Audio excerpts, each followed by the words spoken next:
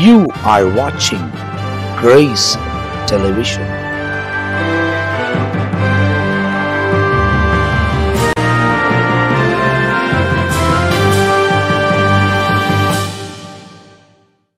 ஆண்டவரும் அருமை இரட்சகராக இயேசு கிறிஸ்துவின் நாமத்தினால் உங்கள் யாவருக்கும் எங்கள் அன்பின் வாழ்த்துக்களையும் ஸ்தோத்திரங்களையும் நாங்கள் தெரிவித்துக் கொள்கிறோம். தேவனுடைய பெரிதான கிருபையினாலே சுவிசேஷம் என்ற இந்த நிகழ்ச்சியை உங்களோடு கூட தொடர்ந்து வழங்க தேவன் தந்த கிருபைக்காக தேவனை நான் துதிக்கிறேன். அதே நேரத்தில் தேவனுடைய ஊழியர்களாய் நாங்கள் 5 பேரும் உட்கார்ந்து இந்த சுவிசேஷத்தின் காரியங்களை உங்களோடு கூட பகிர்ந்து கொள்வதில் எங்களுக்கு மிகவும் சந்தோஷம்.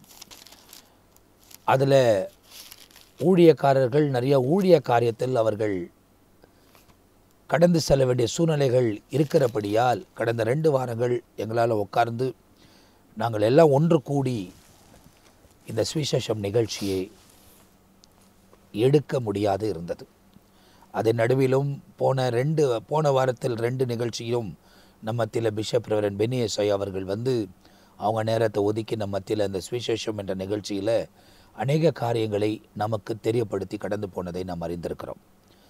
இந்த நிகழ்ச்சியிலும் தொடர்ந்து இந்த வாரமும் அதிகமான ஊழியங்கள் ஒரு சிலருக்கு இருக்கிறபடியால் இந்த வாரத்திலும் 5 ஊழியர்களும் ஒன்று சேர்ந்து நாங்கள் தியானிக்க முடியவில்லை. ஆனால் தொடர்ந்து வருகிற வாரங்களிலே நாங்கள் உட்கார்ந்து வசனங்களை தியானித்து தொடர்ந்து இந்த நிகழ்ச்சியின் வாயிலாய் உங்களுக்கு அவைகளை அறிவிப்பதற்கு தேவன் உதவி செய்வார். ஆனால் இந்த நேரத்திலும் தன் பலவீனங்களை பாராமல் ஊழியத்தின் அலைச்சல்களை எல்லாவற்றையும் தாண்டி தேவ சமூகத்தில் வந்து கர்த்தருடைய சுவிசேஷத்தை எப்படியாகிலும் பிரசங்கிக்க வேண்டும் என்ற ஒரு நோக்கத்தோடு கூட நம்ம மத்தியில் ரெவரண்ட் ஜான் பீட்டரை அவர்கள் வந்திருப்பது எங்களுக்கு மிகவும் சந்தோஷம். இந்த நிகழ்ச்சியில் அவர்கள் சுவிசேஷத்தை குறித்து ஒரு சில காரியங்களை வேத வசனத்திலிருந்து நம்மோடு கூட பகிர்ந்து கொள்ளப் போகிறார். இந்த நிகழ்ச்சிக்கு நேரடியாக நாம் கடந்து போகிறோம். இந்த நிகழ்ச்சியில் நீங்கள் எங்களோடு கூட இருக்கிறதுக்காக உங்களுக்கு மிகவும் சந்தோஷம். இந்த சுவிசேஷம் என்ற நிகழ்ச்சியில் தொடர்ந்து வசனங்களை பேச கர்த்தர் பலன் தருகிறபடியால் நான் கர்த்தரை ஸ்தோத்தரிக்கிறேன். போன வாரத்தில் பாஸ்டர் ரெவரண்ட் பெனியேசு அவங்களை கேட்கும் போது ஒரு கேள்வி அவங்களோடு கூட நான் கேட்டேன், சுவிசேஷம் எதுக்காக பிரசங்கிக்க வேண்டும் என்று. அதுக்கான விடையை அவர்கள் ஆண்டவர் வெளிப்படுத்தின விசேஷத்தை கொண்டு அவர்கள் வெளிப்படுத்தினப்பட்டபடி சில காரியங்களை எங்களோடு கூட பகிர்ந்து கொண்டார்கள். அப்போ இன்றைக்கு உங்ககிட்ட கூட ஒரு கேள்வி என்ன அப்படின்னா, சுவிசேஷம் பிரசங்கிக்கப்பட வேண்டும் என்பது கட்டாயம், ஒவ்வொருத்தர் மேலும் விழுந்த கடமை என்று சொல்லப்பட்டிருக்கிறது. இந்த சுவிசேஷம் சொல்லாதவனுக்கு ஐயோ என்றும் ஒரு வசனத்தில் எழுதப்பட்டிருக்கிறது. அப்படியானால் இப்போ 4 சுவிசேஷ புத்தகங்கள் நமக்கு இருக்கிறது. அதுக்கு தொடர்ந்து சரித்திர புத்தகம், அதுக்கு தொடர்ந்து ஒவ்வொரு நிருபங்களும் இதில் சொன்ன காரியங்களை அவர்கள் செய்து முடித்த காரியங்களையும் கடைசியாக வெளிப்படுத்தின விசேஷமும் ரொம்ப துல்லியமாய் புதிய ஏற்பாட்டில் நமக்கு ரொம்ப அழகாய் சொல்லப்பட்டிருக்கு. அப்போ இந்த சுவிசேஷம் ஏன் ஜனங்கள் மத்தியில் பிரசங்கிக்கப்பட வேண்டும், இந்த சுவிசேஷம் என்பது என்ன என்பதை அவர்களுக்கு நாம் சொல்லுவது. இந்த நாட்களில் அநேக வார்த்தைகளை ஜனங்கள் கேட்டுக்கிட்டு இருக்காங்க. ஆரம்ப நாள் முதல் சுவிசேஷம் இதனுடைய காரியத்தை வந்து ஆண்டவர் நமக்கு முதலாவது இது நம்ம சுவிசேஷத்தை பிரசங்கிக்கிறவர்கள் அறிய வேண்டிய காரியம். மற்ற நாட்களில் குறிப்பிட்டதாக சொன்னீங்க, இது பரலோகத்தின் கட்டளை, பரலோக கட்டளை. இது சராசரி மனிதர்கள் அதுக்கு புரியாது. அவங்களுக்கு ஆரம்ப நாட்களில் கூட இந்த செய்தி எல்லாருக்கும் கொடுக்கப்படவில்லை. சுவிசேஷம் பழைய ஏற்பாட்டிலும் அறிவிக்கப்பட்டிருக்கிறது. அது சுவிசேஷமாக அவர்களுக்கு சொல்லப்படவில்லை. அவர்கள் தவறு செய்யும்போது அவர்கள் உணர்வடைய அப்படி அறிவிக்கப்பட்டது. நோவா காலத்தை குறித்து நாமளும் பேசியிருக்கிறோம். 120 வருஷம் அவர் வந்து பிரசங்கம் பண்ணியிருக்காருன்னு சொல்கிறாங்க, காலங்களை கணக்கிலிட்டு. ஆமாம், அன்றைக்கு. அப்போ அன்றைக்கும் அவர்கள் சுவிசேஷம் என்பது அதாவது அவர் தேவ திட்டத்தை பெற்ற நாள் முதல் கொண்டு அவர் அறிவிக்க ஆரம்பிச்சிட்டார். சுவிசேஷம் என்பது என்ன? ஆண்டுடைய வார்த்தை. சரி, சுவிசேஷம் என்பது தேவனுடைய வார்த்தை.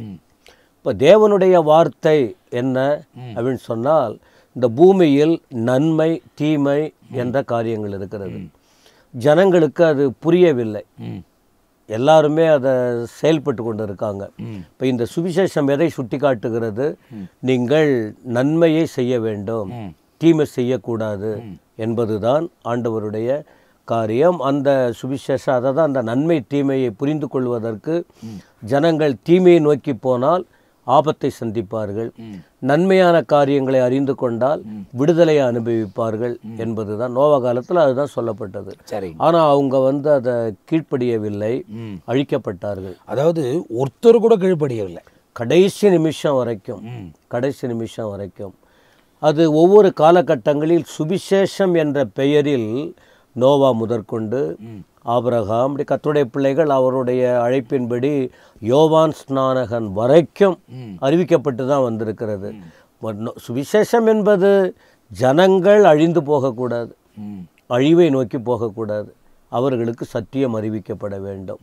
என்ன, தேவன் ஒருவர் இருக்கிறார், அவர் பரலோகத்தில் இருக்கிறார், பூமியிலே மனுஷர்கள் வாழ்ந்து கொண்டிருக்காங்க, பிசாசானவன் பூமியிலே கிரியை செய்து கொண்டிருக்கிறான். அவனுக்கு செவி கொடுக்காதபடிக்கு அவன் அழிவை நோக்கி ஜனங்களை நடத்தி கொண்டிருக்கிறான். அவனுக்கு செவி கொடுக்காமல் இருப்பதற்கு ஆண்டவர் அந்த சுவிசேஷம் என்கிற காரியத்தை சுமந்து அவரே இங்கே வந்தார். சுவிசேஷம் என்றாலே இயேசுதான். அவர் இந்த பூமிக்கு இப்போ 2000 வருஷத்துக்கு முன்ன அந்த ஊழியங்களை நிறைவேற்றி இருக்கிறார். அந்த பொறுப்பு அதன் பிறகு சீஷர்களுக்கு கொடுக்கப்பட்டது. சீஷர்களும் உலகம் முழுவதும் போயிட்டு அறிவிச்சாங்க. ஏன்னா ஆண்டுடைய நோக்கமே என்ன, நீங்கள் உலகம் எங்கும் போய். இந்த 2 இடங்கள்ல பரலோக கட்டளைன்னு சொன்னேன். பரலோக கட்டளை பழைய ஏற்பாட்டிலும் பரலோக காரியம்தான் அது. அதை அறிவிக்கப்பட்டு வந்தது. அன்றைக்கு அது அவர்கள் அதாவது நீங்க சொல்ற மாதிரி அந்த நாட்களிலே ஒரு குறிப்பிட்ட ஜனங்களுக்கு மாத்திரம் அது அறிவிக்கப்பட்டது.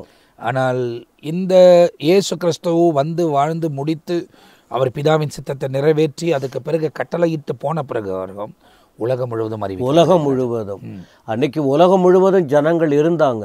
அவரவர்கள் தெய்வத்தை வணங்கிக்கிட்டு இருந்தாங்க.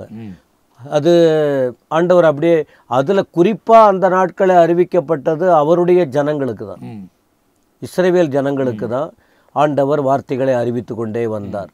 பழைய ஏற்பாட்டில் இயேசுவானவர் வர்ற வரைக்கும், யோவான் ஸ்நானகன் வர வரைக்கும். மத்தேயு 15ஆம் அதிகாரத்தில் நீங்கள் பார்த்தீங்கன்னா ஒரு பெண்ணு, ஒரு கானானிய ஸ்திரீ அவருடைய மகள் சுகவீனம் ஆயிடுறாங்க. மரணத்துக்கு ஏதுவான சுகவீனம் அடைந்தாங்க. அப்போ அந்த நேரத்தில் ஆண்டவர்கிட்ட அவங்க போனாங்க. போன பிறகு அவங்க கேட்குறாங்க, என் பிள்ளைக்கு சுகம் கிடைக்கணும் அப்படின்னு. அப்போ அங்கே கொஞ்சம் சம்பாஷணை நடக்குது. அப்போ சொல்லும்போது ஆண்டவர் சொல்கிறாரு, காணாமற் போன இஸ்ரவேல் வீட்டாரிடத்திற்கு நான் அனுப்பப்பட்டேனே அன்றி வேறு ஒருவருக்கும் இல்லை. அப்போ அங்கே என்ன சொல்கிறாங்கன்னா, அந்த காணாமற் போன இஸ்ரவேலர் யாருன்னு சொன்னால் அவருடைய ஜனங்கள். அப்போ அவங்க காணாமற் போனாங்கன்னா தேவனை விட்டு விலகி போய்கிட்டு இருக்காங்க. இப்போ நாம் பிரசங்கிக்கும் போது ஆவிக்குரிய இஸ்ரவேலர்கள் அதெல்லாம் நாம் பிரசங்கம் பண்ணிக்கிட்டு இருக்கிறோம். அப்போ அந்த அம்மா சொன்னாங்க, அப்படின்னா அந்த காணாமற் போன இஸ்ரவேலர் சொல்லிட்டு அப்புறம் அவங்க பேசும்போதே அப்பம் பிள்ளைகளின் அப்பத்தை எடுத்து நாய்க்குட்டிகளுக்கு போடுறது சரியில்லை அப்படின்னு. அப்போ அவங்க சொல்கிறாங்க, இல்லை அந்த சுவிசேஷ விதம் சொல்கிறேன், தேவ வார்த்தை பிரசங்கி எதுக்கு சுவிசேஷம் என்கிற வார்த்தை அவசியம்ங்கிறதுக்காக கேள்வி கேட்டீங்களே. சுவிசேஷம் என்பது தேவ வார்த்தை. இது தேவ வார்த்தை ஆண்டவர் இருக்கும் போதும் அறிவிக்கப்பட்டது, சீஷர்களை பக்குவப்படுத்தியும் அதன் பிறகும் அறிவிக்கப்பட்டது. அப்போ ஆண்டவர் உலகம் முழுவதும் சுவிசேஷத்தை அறிவிக்கவில்லை. கண்டிப்பா ஆண்டவர் இயேசு அவர் நேரடியாக பரலோகத்தில் இருந்தார், பூமிக்கு வந்தார். பூமியில் எல்லா உலகத்தில் உள்ள மக்கள் அவங்க இந்த அனுபவத்துக்குள்ளே இல்லை, வேற தெய்வத்தை. அவர் வந்தபோது அவர் உலகம் முழுவதும் பிரயாணப்படலை. அவர் எருசலேமை சுற்றியும் இஸ்ரவேலை சுற்றி தான் பிரயாணப்பட்டார். ஏன்னா அதில் ஒரு விஷயம் நீங்கள் சொன்னதை பார்த்தா அவர் வெறும் இஸ்ரவேலருக்காக மாத்திரம்தான் அனுப்பி வைக்கப்பட்டார். காணாமல் போன இஸ்ரவேலருக்காக அனுப்பி வைக்கப்பட்டவர். அதன் எல்லைக்குள்ளாகவே அவர் பிதாவின் சித்தத்தை நிறைவேற்றினார். ஆனால் அவருடைய வாழ்க்கை ஒப்புவிக்கப்பட்டு நமக்காக அவர் பலியான பிறகு அவருடைய இரத்தத்தினால் கழுவப்பட முழு உலகத்துக்குமே ஒரு ஆப்பர்ச்சுனிட்டி கிரியேட் பண்ணப்படுகிறது. அந்த காலத்தில் தான் இப்போ நம்ம வாழ்ந்து கொண்டிருக்கிறோம். இது தெய்வீக ஒழுங்கு. உலகம் உண்டானது முதல் உலகம் முடிகிற வரைக்கும் இப்படி தான் இருக்க வேண்டும் என்று தெய்வ திட்டம். சரி, அந்த தெய்வ திட்டப்படி தான் ஆரம்ப நாட்கள்ல இருந்த, இப்போ அந்த நோப காலத்தில் கூட சொன்னோம், தெய்வ திட்டம் அது. அது அந்த அழிவு ஜனங்க கேட்காம போனதுனால, ஆண்டோடைய வார்த்தையை கேட்காததுனால போயிட்டாங்கிறதுனால ஆண்டவர் அதை ஒழுங்கு. ஏன்னா ஜனங்கள் வந்து அழிந்து போவதை அவர் விரும்பவில்லை. ஆனால் அவங்களுக்கு அவருடைய வார்த்தை அறிவிக்கப்பட்டு வருகிறது. இப்போ அந்த கானானிய ஸ்திரீயின் இடத்துல சொல்லும்போது சுவிசேஷம் ஆண்டவர் சொல்கிறார். ஏன்னா அவருடையதை வந்து சுகம் கொடுக்கவும் மற்றவங்களுக்கு பரலோக காரியத்தை குறித்து அறிவிக்கும் போது அந்த அம்மா நம்பிக்கையோடு ஏற்றுக்கொண்டாங்க, விசுவாசத்தில் உறுதியாக இருந்தாங்க. அந்த இடத்துல அவர்கள் விடுதலை பெற்றார்கள்.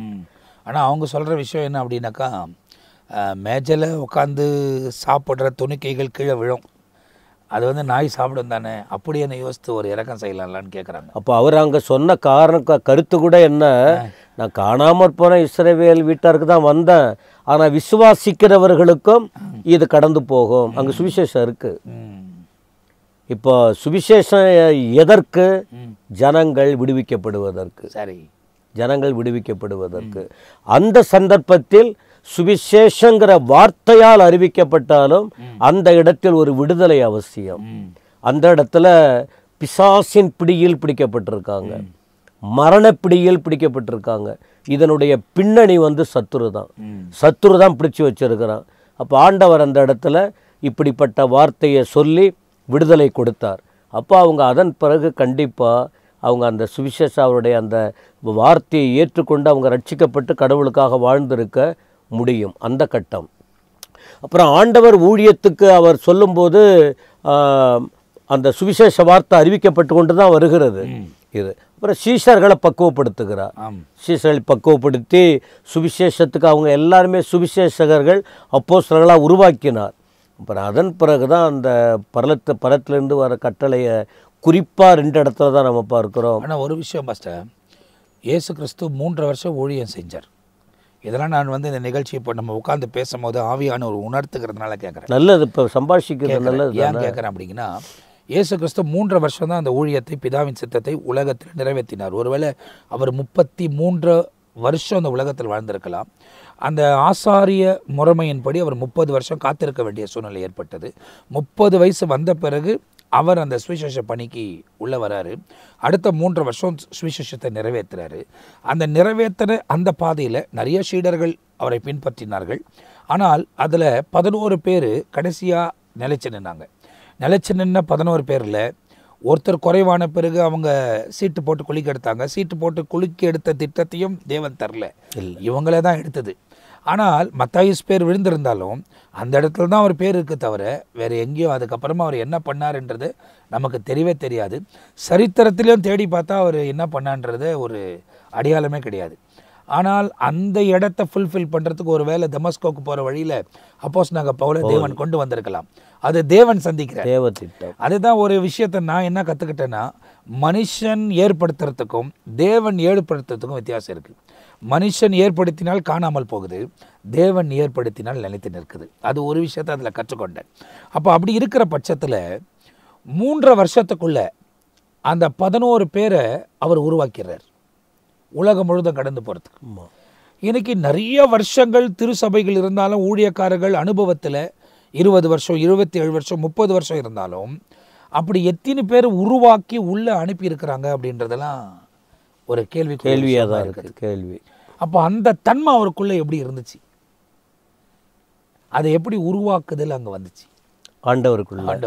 ஆண்டவர் அவர் தானே உலகத்தை உருவாக்கினவர், ஜனங்களை உண்டாக்கினவர்.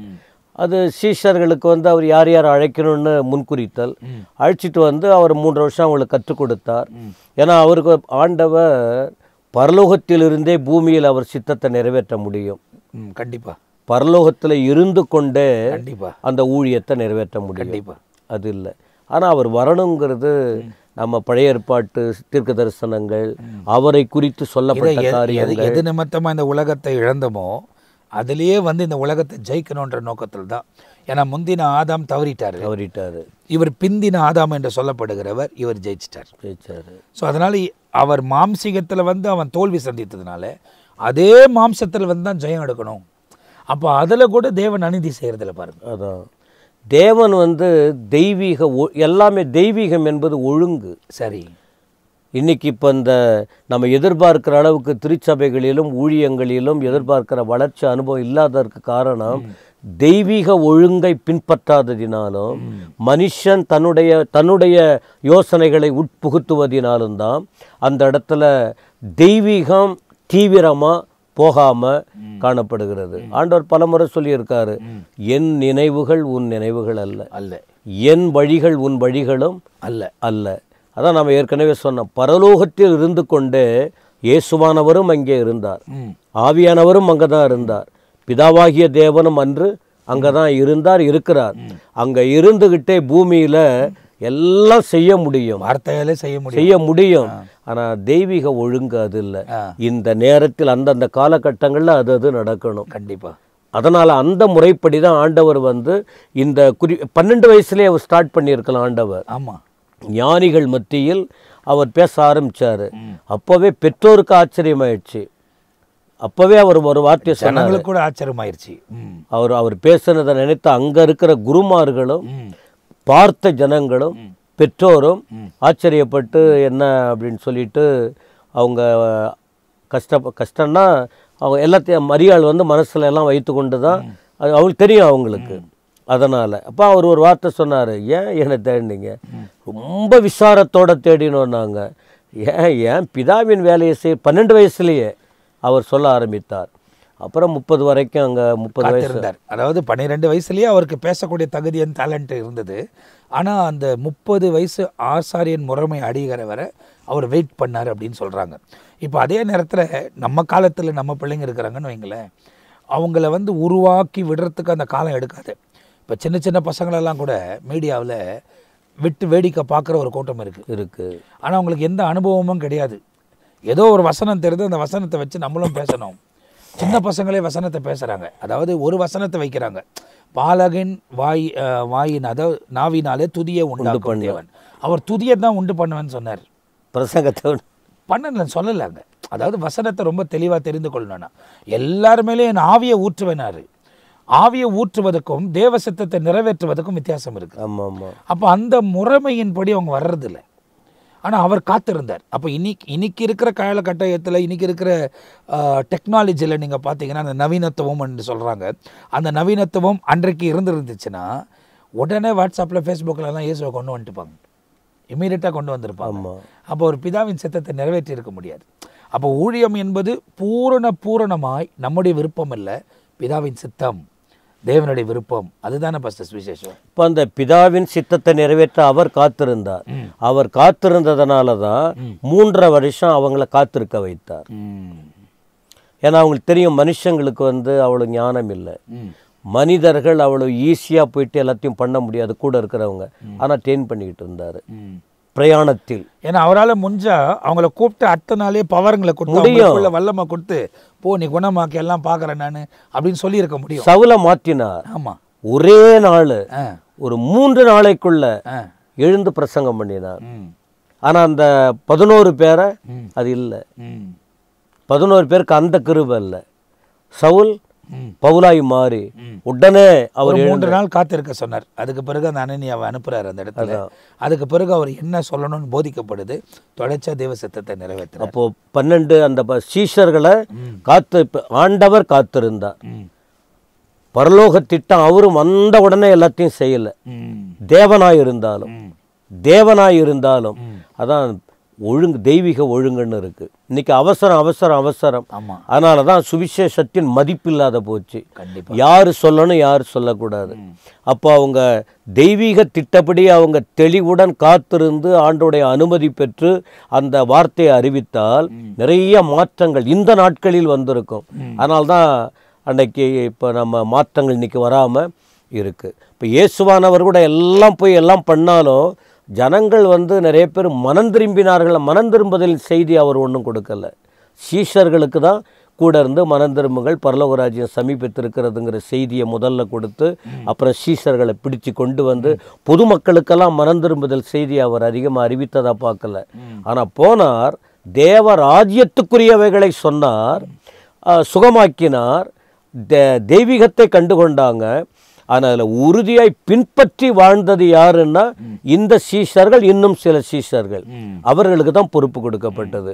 இப்போ இவங்க வந்தாச்சு, கூடவே 3.5 வருஷம் இருந்தால் கூட ஆவி ஊதினார், போயிட்டு ஊழியத்தை செய்யுங்கன்னு சொன்னார், அவங்களும் ஊழியம் செய்யலை. இவர் என்ன சொன்னார் அதை தான் கேட்டாங்க. கழுதையை அவிழ்த்து கொண்டு வா, அதை தான் செஞ்சாங்க. போயிட்டு அந்த மேல் வீட்டை பார்த்துட்டு வா, அதுதான் சொன்னாங்க. போயிட்டு சாப்பாடு வாங்கிட்டு வா, அதை தான் சொன்னாங்க. காலம் வர வேண்டும், காலம் வரும்போது தான் எல்லாம் நிறைவேறும். சரி, இப்போ ஆண்டவர் மரிக்கணும், அடக்கம் பண்ணப்படணும், உயிரோடு எழும்பணும். இதுதான் தெய்வீக திட்டம். சுவிசேஷம் பிரபல்யமா எல்லாருக்கும் அறிவிக்கப்படணும், எல்லா உள்ளத்துல கிரியை செய்யணுங்கிற ஆண்டவர் வகுத்த திட்டம் அந்த ஏற்ற நேரம் வரும்போது தான். அதான் இவரும் காத்திருந்தார். 33 வருஷம் அந்த 3 லாஸ்ட்ல தான் இவர் வெளியரங்கமா அந்த ஊழியங்கிற காரியத்தை தொடங்க ஆரம்பித்தார். அவரை அந்த 3 வருஷத்துக்குள்ள இவங்களை ரெடி பண்ணிட்டாரு. அதே போல் நீங்கள் பேசிகிட்டே இருக்கும்போது இன்னொரு கவனம் என்ன வருதுங்கன்னா, தாவீது கூட ஒரு 16லேருந்து 18 வயசுக்குள்ளே அபிஷேகம் பண்ணப்பட்டார் என்றது அதில் வாசித்து தெரிந்து கொள்ள முடிகிறது. ஏன்னா அவர் வாலிபனாக இருந்தார். ஆனால் அந்த தாவீது அரசால வரும்போது அவருக்கு 30 வயசு. 30 வயது. அந்த 30 அந்த நாட்களிலும் கடைப்பிடிக்கப்பட்டது. அதுதான் நீங்கள் சொன்னீங்க தெய்வீக ஒழுங்கு. ஆமாம் அப்படின்னு சொன்னீங்க. தாவீதும் 30 வயசுல தான் வந்தாரு. தாவீதின் குமாரனாக வந்த இயேசு கிறிஸ்துவும் 30 வயசுல தான் அந்த பிதாவின் சித்தத்தை நிறைவேற்ற வருகிறார். அப்போ ஊழியம் செய்வதற்கு அந்த வளர்ச்சி இருக்கணும், வளர்ச்சி வேணும், வளர்ச்சி வேணும், அந்த வளர்ச்சி வேணும். அப்பதான் செய்ய முடியும் என்பதை பரலோகம் அந்த நாட்களிலே நமக்கு ஒரு பேட்டர்னாக காமிச்சிருக்குது. ஆனால் இந்த நாட்களில் அப்படி ஒரு செயல்முறை இல்லாமல் படித்து கொடுக்கறத, அதாவது கற்றுக் கொடுக்கறத கற்றுக்கொள்ளுகிற தன்மை இல்லை. தானுக்கே எல்லாம் தெரியும், நம்ம படித்தாலும் எல்லாம் வருது அப்படின்ற மாதிரி ஒரு முறைமையும் தான் போகிறாங்க. தவிர அந்த உட்கார்ந்து கற்றுக்கொள்ளுகிற, அவர் கரத்தில் உட்கார்ந்து கற்றுக்கொள்ளுகிற ஒரு அனுபவத்தில் இந்த நாட்களில் இல்லை பாஸ்டர். ஆண்டவர் இயேசு பிதாவின் சமூகத்தில் அமர்ந்து எப்போவுமே கற்றுக்கொண்டு இருந்தார். சீஷர்களுக்கும் கற்றுக் கொடுத்தாங்க. அப்போது அந்த சவுல், தாவீது சொன்னீங்க, இப்போ தாவீது 30 வயது, இது தெய்வ திட்டம். ஆனால் சவுல் தெய்வ ஒழுங்கு இல்லை. சவுல் 30 வயசுல வரல. ஆனால் சவுல் மனுஷங்க விரும்பினாங்க, தெய்வ திட்டத்துக்கு மாறா அது நிலைக்கல. இன்னிய வரைக்கும் அந்த சவுலின் வாழ்க்கை நான் படிச்சு பார்த்தேன். அவன் விலகி அவன் விழுந்து போனது காரணமே அவன் அஞ்ஞானிகளை தேடினதும் கர்த்தருடைய வார்த்தையை கீழ்ப்படியாமல் போனதும் அப்படின்னு நாளாகமத்தில் நம்ம படிக்கிறோம். அதுக்கான தாவீதை பற்றி அப்படி சொல்லலை. தாவீதும் சில நேரத்தில் தவறுகள் ஏற்பட்டது. ஆனால் தாவீதை குறித்து அவ்வளவு சாட்சி கொடுக்கிறார். என் தாசன் போல நீ நடக்கலை, என் தாசன் போல நீங்கள் எல்லாம் பண்ணலைன்னு சொல்லிட்டு. அப்போ அந்த தாவீது அந்த தெய்வ ஒழுங்குக்காக சொல்கிறார். இப்போ ஆண்டவர் இயேசு மரித்தார், அடக்கம் பண்ணப்பட்டார், உயிர்த்தெழுந்தார், இப்போ பரலோகத்துக்கு ஆயத்தமாகிட்டு இருக்காரு. அப்போ கூட உடனே இப்போவே புறப்படுங்கன்னு சொல்லலை. அந்த தெய்வீக ஒழுங்கு. ஏன்னா சுவிசேஷம் யார் சொல்லணும், யார் மேல் விழுந்த கடமை, அப்படி போறவங்க எப்படிப்பட்டவங்களா இருக்கணும், அதற்கு ஒரு பக்குவம் தேவை, கண்டிப்பா ஒரு பரிசுத்தம் தேவை, கண்டிப்பா ஒரு அபிஷேகம் தேவை, ஒரு கீழ்ப்படிதல் தேவை, ஒரு தெளிந்த புத்தி தேவை. இதெல்லாம் இருந்தா நாம சொல்ற சுவிசேஷம் ரொம்ப ஈஸியா போகும் ஜனங்களுக்கு. கல்விமான்களுக்கும் சரி, பாமர மக்களுக்கும் சரி, எல்லாருக்கும் ஈஸியா போகும். இப்போ இன்னைக்கு நல்லா பிரசங்கிக்கப்படுகிறது. இன்றைக்கு அது சும்மா மேலே தண்ணி ஊற்றுற போல அப்படி தான் போகுது தவிர பயிர் வளர்கிற அளவுக்கு ஒரு ஆழமான நிலையில் இல்லை. இவங்க இந்த 11 பேரும் அப்படி போயிடுவாங்கன்னு ஆண்டவருக்கு தெரியும். அதனால தான் என்ன சொன்னார், இன்னும் கொஞ்சம் காத்துருங்க, நீங்கள் இன்னும் தெளிவடையணும். ஏன்னா நான் உங்களை பார்க்குறேன், உங்களால் முடியாது. எத்தனை நாள் காத்திருக்க சொல்கிறாருன்னா 10 நாட்கள் காத்திருங்கன்னு சொல்கிறாரு. இப்போ அந்த காத்திருத்தல் ஊழியம் அழைக்கப்படுவதற்கும் ஊழியத்தை நிறைவேற்றுவதற்கும் தேவ வார்த்தையை, சுவிசேஷம் என்கிற வார்த்தையை சுமந்து அறிவிப்பதற்கும் இதய பக்குவம், வாழ்க்கையின் பக்குவமான மனநிலை தேவை. அப்போ அதனால தான் அவங்களுக்கு வந்து திரும்பவும் நான் சொல்கிறது அப்போஸ்தலர் 1 அதிகாரத்தில். சரி. அப்போ சொல்லும்போது ஒரு இடத்த சொல்றார், இந்த இடத்துல காத்திருங்கன்னு சொல்றார். இயேசு கிறிஸ்து எங்கே ஊழியத்தை தொடங்கினார்? எருசலேம், யூதேயா, சமாரி, அந்த இடத்துல, அங்கதான், அந்த இடத்துலயே தான் இருந்துகிட்டு இருந்தார். இவங்களுக்கு தான் சொன்னார், இப்படியெல்லாம் போயிட்டு நீங்க 1:8 அப்போஸ்தலர் 1:8 பரிசுத்தாவி உங்களிடத்தில் வரும்போது நீங்கள் பலனடைந்து. அப்ப சுவிசேஷம் சொல்லுவதற்கு முன்னே பலன் வேணும். சரி, அதுக்கு தான் பேதுருகிட்ட சொன்னார் லூக்கா 22:34 அப்படின்னு நினைக்கிறேன். சீமோனே சீமோனே சொல்லிட்டு நீ முதல்ல குணப்படு, அப்புறம் மற்றவங்களை ஸ்திரப்படுத்து அப்படின்னாரு. அப்போ அதுக்கு கூட ஒரு காலம் வச்சிருக்கிறார். சுவிசேஷம் அறிவிக்க வேண்டியவன் முதல் தான் குணப்பட வேண்டும். ஆமா, அதுக்கு பிறகு பிறரை ஸ்திரப்படுத்த அதுதான் சொல்லப்பட்டது. அதே நேரத்தில் காத்திருக்க வேண்டும், அந்த பலனை பெற வேண்டும். பலன் வந்த பிறகு அவர்கள் வழி நடத்தப்படுவார்கள். ஆமா, அப்போ அது தேவ முறைமையின்படிதான் ஒவ்வொரு காரியமும் இந்த சுவிசேஷம் இல்லை அந்த ஊழியம் என்ற பாதையில் ரொம்ப தெளிவாய் அவர்களை தேவன் வழிநடத்தினார். அதுக்கு தான் அவர்கள் உலகம் முழுவதும் பரவலாய் கடந்து போய் இன்றைக்கு நாமும் அந்த சுவிசேஷத்தை அறிவதற்கு காரணமாக இருந்தது. அப்போ அந்த காத்திருந்தார்கள். திரும்ப அப்போஸ்தலர் 2 அதிகாரத்துக்கு வருது. அவங்க பலன் அடைஞ்சாங்க. பரலோகத்திலிருந்து அந்த ஆண்டவர் வந்து கண்மூடித்தனமாக அனுப்பலை, எல்லா போதனை கொடுத்து தடுமாறாம தெளிவோடு புறப்பட்டு போகணும் என்கிற உயிர்த்தெழுந்த பிறகு சொல்லிட்டாரு, புறப்பட்டு போங்கன்னு. உடனே போகல. அதன் பிறகுதான் காத்திருங்கள், ஆயத்தப்படுங்கள், பலன் பெறுங்கள். பலன் பெற்ற பிறகுதான் எழும்பினார்கள். அப்புறம்தான் அந்த அறுவடை, சுவிசேஷம்ங்கிற அந்த வார்த்தையுடைய முக்கியத்துவம் அப்போஸ்தலர் 2 அதிகாரத்துக்கு பிறகுதான் இப்போ ஜீவனோடு எழும்ப ஆரம்பிக்கிறது. அதனுடைய உச்சகட்டம் பேதுருவின் வாழ்க்கையில் பார்க்கலாம். அப்போ இதுக்கு முன்னாடி எல்லாம் இல்லை. எழுந்து நின்று பிரசங்கம் பண்ண ஆரம்பித்தார். கேலி பண்ணாங்க, எல்லாம் பண்ணாங்க. எழுந்து பிரசங்கித்தார். சுவிசேஷம் அன்னைக்கு வாழ்ந்த ஜனங்கள் நிறைய பேர் இருந்தாங்க. அவர் அப்போஸ்தலர் 2:37-38 அப்போதான் அவங்க கேட்க ஆரம்பித்தாங்க, சகோதரரே நாங்கள் என்ன செய்ய வேண்டும்? இதுக்கு முன்னாடி எல்லாம் இவங்களை கண்டு அவரே எனக்கு தெரியாதுன்னு சொன்னவங்க தானே. ஆமா, உன் பேச்சு வெளிப்படுத்துதுன்னு சொன்னா ஒருத்தரும் கல்வாரி சிலுவையில் அவர் அடிக்கப்படும் போது ஒருத்தரும் இல்லை, ஓடிட்டாங்க. மீதி பேர் யோவான் கூட அந்த குறிப்பிட்ட நேரத்தில் இல்லை. நான் கடைசியாக அந்த கொல்கோதா மலைக்கு போகும்போது அவர் காணப்பட்டதை இயேசு சொல்லி அந்த இடத்துல பார்க்குறாரு. மீதி பேர் யாருமே இல்லை. 3 வருஷம் கூடவே இருந்தவங்களை, 3 வருஷம் போஷித்தாங்கலை, 3 வருஷம் நடந்த அற்புதங்களெல்லாம் கண்ணால் பார்த்தவங்க, பரலோக போதனையை தேவனுடைய வாயிலிருந்து நேரடியாக கேட்டவர்கள் எங்கே போயிட்டாங்கன்னா பயந்துக்கிட்டு காத்திருக்காங்க. அங்கே ஒரு பெண்கள் போக வேண்டியது இருந்தது, நாங்கள் கண்ணால் பார்த்தோம்ப்பான்னு. அப்போ கூட சந்தேகம் அவங்களுக்கு. ஆக நம்ம ஆவியானுடைய இப்போ ஏன் இன்னைக்கு அறுவடையெல்லாம் சரியா இல்லை, போக வேண்டிய இடத்துக்கு தெளிவுடன் சுவிசேஷம் போகலைன்னு சொன்னால் தெய்வீக ஒழுங்கை நம்ம குணப்படணும். தெய்வீக ஒழுங்கை திருச்சபை பின்பற்றலை. அந்த சுவிசேஷத்தை சுமக்கக்கூடியவர்கள் அழைப்பின் முக்கியத்துவத்தை புரிந்து கொள்ளவில்லை, அனுபவம் இல்லை, அபிஷேகம் இல்லை, தெய்வ சத்தம் சரியா கேட்கல. அப்படி இருந்து தங்களுக்குள்ள இருக்கிற பலவீனங்களை உணர்ந்து ஒப்பு கொடுத்து இது ஒரு மிகப்பெரிய உத்தரவாதமானது என்பதை புரிந்து செயல்படும் போது அவங்க பேச ஆரம்பித்தாலே என்ன நடக்கும்னு சொன்னால், நாங்கள் என்ன செய்யணும் சகோதரரே, ஒப்பு கொடுப்பாங்க. அந்த அளவுக்கு ஒப்பு கொடுத்து வருவாங்க. அதான், நம்ம எதுவுமே சொல்லணும்னு அவசியம் இல்லை. அது ராஜாக்கள் ஆகட்டும், அதிகாரிகள் ஆகட்டும், எந்த இடத்துல இருந்தாலும் நம்ம போய் நின்று பேசும் போதே நாங்கள் இப்போ என்ன செய்யணும்னு சொல்லுங்கள் அந்த அளவுக்கு வந்துடுவாங்க. அவர்கள் போல நம்ம ஸ்திரப்பட்டு பரிசுத்த ஆவியின் பலத்தை பெற்று அவர் திட்டத்தின்படியே நம்ம செய்ய போடும்போது தான் தேவன் பெரிய காரியம். நாம சுவிசேஷம் வழிகள் திறக்கப்பட்டிருக்கு, அதை முறைப்படி போய் செய்தால் நம்முடைய பலத்தால் ஒன்றும் பண்ண முடியாது.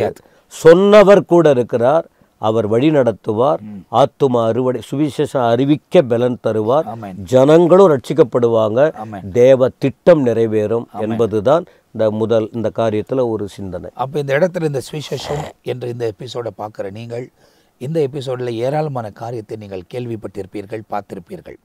அன்பு போதகர் மூலியமா ஆவியானவர் நம்மோடு கூட அநேக காரியங்களை நமக்கு கற்றுக் கொடுத்து கொண்டே வருகிறார். அப்போ இந்த பகுதியில் நம்ம என்ன தெரிந்து கொள்ள வேணும்? சுவிசேஷம் அறிவிக்கக்கூடியவர்கள், சுவிசேஷம் ரொம்ப முக்கியம், அது தேவ கட்டளை. அதுதான் போன 2 எபிசோடில் நம்ம பார்த்து, அதுக்கு முன்னே ஒவ்வொரு எபிசோட்லேயும் அவைகள் உங்களுக்கு போடப்பட்டிருக்கிறது. தேவனுடைய கட்டளையை நிறைவேற்றுகிற நாம் நம்ம சுயதனமாய் செய்யாமல் தேவ திட்டத்தின்படியே செய்ய வேண்டும். அந்த தேவ ஒழுங்கு வர வேண்டும் என்பதாய் தான் நமக்கு அறிவுறுத்தப்படுகிறது. அதே நேரத்தில் தேவ சமூகத்தில் காத்திருக்க அந்த பொறுமை வேணும் நமக்கு. தேவ சமூகத்தில் காத்திருக்கிற பொறுமை, அது நீங்கள் பார்த்தீங்கன்னா பழைய ஏற்பாட்டில் ஆபிரகாம் 75 வயசில் அவர் வாக்குத்தத்தம் பெற்றிருந்தாலும் 100 வயசு வரைக்கும் அவர் அந்த இடத்துல காத்திருக்க வேண்டிய ஒரு சூழ்நிலை ஏற்பட்டது. அப்படி ஒவ்வொரு வாழ்க்கையை நீங்கள் பார்க்கும்போது நிறைய பேர் தேவ சமூகத்தில் வருஷ கணக்காக காத்து கொண்டு இருந்திருக்கிறாங்க. ஆண்டவர் நன்மை செஞ்சார். ஏன்னா வாக்கு செய்தவர் வாக்கு மாறாதவர், அவர் நிச்சயமாய் நிறைவேற்றுவார். அப்படிப்பட்ட சூழ்நிலையில் தேவனை பின்பற்றுகிற நாம் ஸ்திரப்பட வேண்டும். நாம் குணப்பட வேண்டும், அதுக்கப்புறமா பிறரை ஸ்திரப்படுத்த வேண்டும். அப்படி கூறிய ஒரு அனுபவத்துக்குள் வரும்போது நிச்சயமாய் தேவன் நம்முடைய வாழ்க்கையில் மேன்மையான காரியங்களை செய்வார். இதை குறித்து இன்னும் அதிகமான காரியங்களை அடுத்த எபிசோடில் நம்ம தெரிந்து கொள்ளப் போகிறோம். அன்பு போதகர் அவர்கள் அவங்க நேரத்தை ஒதுக்கி நம் மத்தியில் வந்து தேவனுடைய திட்டத்தை நிறைவேற்றுவதற்கு ஆண்டவர் உதவி செய்தபடியால் நான் அவங்களுக்கு நன்றி சொல்லுகிறேன். ரொம்ப நன்றி பாஸ்டர். தொடர்ச்சியாய் அடுத்த நிகழ்ச்சியில் நாம் இதை குறித்து தொடர்ந்து நாம் பேசுகிற காரியங்கள் அவங்களுக்கு இன்னும் பிரயோஜனமாக இருக்கும் என்று நான் நம்புகிறேன். இந்த நிகழ்ச்சியை பாருங்கள், மற்றவங்களோட ஷேர் பண்ணுங்கள், உங்கள் கமெண்ட்ஸை பதிவு பண்ணுங்கள். அடுத்த எபிசோடில் உங்களை சந்திக்கிற வரை நாங்கள் இப்போது உங்கள்கிட்ட விடை பெறுகிறோம். கர்த்தர் உங்களை ஆசீர்வதிப்பாராக. ஆமேன், ஆமேன், ஆமேன்.